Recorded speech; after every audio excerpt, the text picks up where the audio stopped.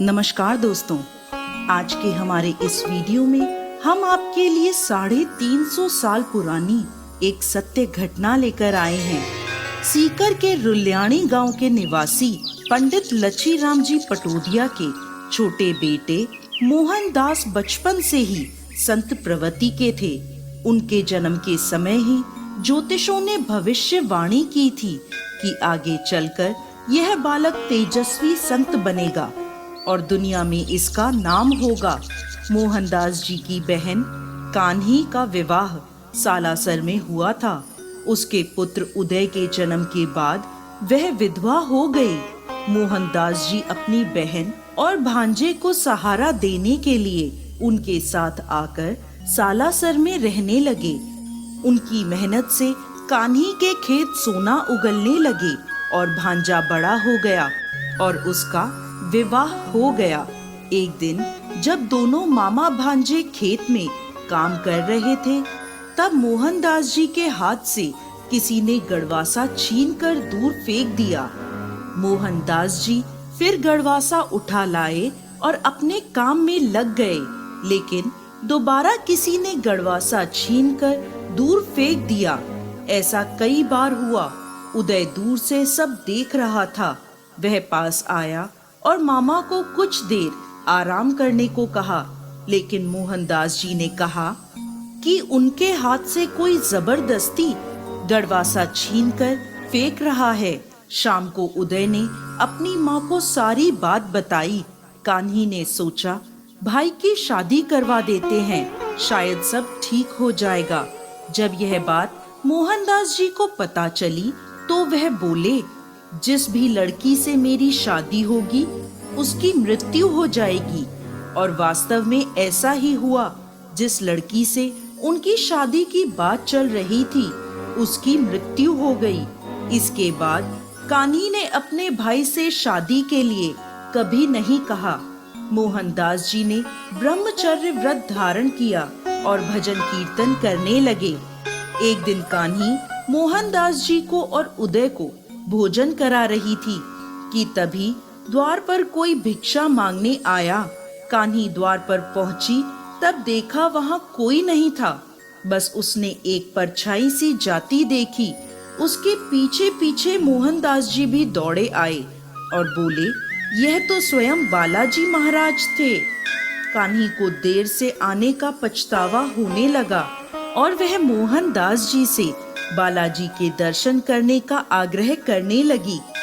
लगभग 1.5 से 2 महीने बाद फिर किसी साधु ने कान्ही का दरवाजा खटखटाया और बोला, नारायण हरि का उच्चारण किया। जो सुनकर कान्ही दौड़ी दौड़ी मोहनदास जी के पास गई। मोहनदास जी जब द्वार पर पहुंचे तो क्या देखते हैं कि वह साधु वेशधारी बालाजी ही थे, जो अब तक वापस चल दिए थे। मोहनदास जी तेजी से उनके पीछे दौड़े और उनके चरणों में लेट गए और देरी के लिए माफी मांगने लगे। तब बालाजी अपने वास्तविक रूप में प्रकट हुए और बोले, मोहनदास, मैं जानता हूँ कि तुम सच्चे मन से मुझे सदैव जपते हो और तुम्हारी निश्चल भक्ति से मैं बहुत प्रसन्न हूँ। मैं तुम्हारी हर मनोकामना पूरी करूँगा। मोहनदास जी बोले, आप मेरी बहन को दर्शन दीजिए। मैं पवित्र आसन पर विराजूंगा और भिक्षा सहित खीर और चूरमे का भोग स्वीकार करूंगा। भक्त शिरोमणि मोहनदास जी बालाजी को अपने घर लाए और भाई बहन ने उन्हें आदर सहित मनपसंद भोजन कराया। सुंदर और साफ शैया पर विश्राम करने के बाद भाई बहन की निश्चल सेवा भाव से प्रसन्न होकर बालाजी बोले, कोई भी मेरी छाया को अपने ऊपर करने की चेष्टा नहीं करेगा। श्रद्धा से जो भी भेंट की जाएगी मैं उसे प्रेम पूर्वक ग्रहण करूंगा और अपने भक्त की हर मनोकामना पूरी करूंगा और इस सालासर स्थान पर सदैव निवास करूंगा। ऐसा कहकर बालाजी अंतर्ध्यान हो गए और भाई बहन कृत हो गए। एक बार उदय ने देखा कि मामा के शरीर पर पंजों के बड़े बड़े निशान हैं। उसने पूछा तो मामा टाल गए। बाद में पता चला कि मामा मोहनदास जी और बालाजी अक्सर मल्ल युद्ध करते थे और बालाजी का साया सदैव मोहनदास जी के साथ रहता था। मोहनदास जी ने सालासर में बालाजी का एक भव्य मंदिर बनवाने का संकल्प किया। दोस्तों, 1754 में एक किसान ब्रह्म मुहूर्त में अपना खेत जोत रहा था। अचानक उसका हल किसी वस्तु से टकराया।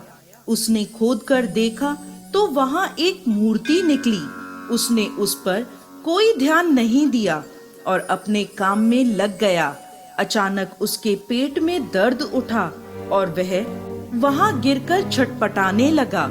उसकी पत्नी दौड़ी दौड़ी आई। किसान ने दर्द से करहाते हुए पत्थर की मूर्ति निकलने और दर्द होने की बात बताई। उसकी पत्नी प्रतिमा के निकट पहुंची और आदर पूर्वक अपने आंचल से उसकी मिट्टी साफ की तो वहां राम लक्ष्मण को कंधे पर लिए वीर हनुमान की दिव्य झांकी के दर्शन हुए। काले पत्थर की उस प्रतिमा को उसने एक पेड़ के निकट स्थापित किया और अपराध क्षमा की प्रार्थना करी। तभी मानो चमत्कार हुआ और वह किसान उठकर खड़ा हो गया।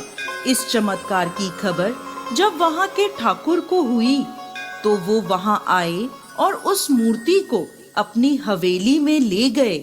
उसी रात ठाकुर जी को बालाजी ने सपने में दर्शन दिए और मूर्ति को सालासर पहुंचाने की आज्ञा दी।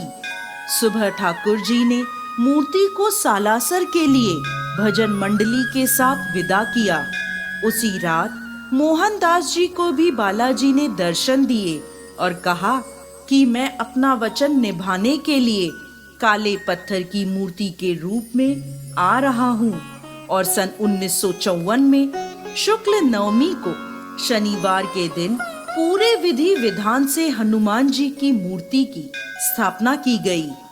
श्रावण दशमी मंगलवार के दिन भक्त मोहनदास जी भगवत भजन में इतने लीन हो गए कि उन्होंने घी और सिंदूर से मूर्ति को पूरी तरह श्रृंगारित कर दिया। उस समय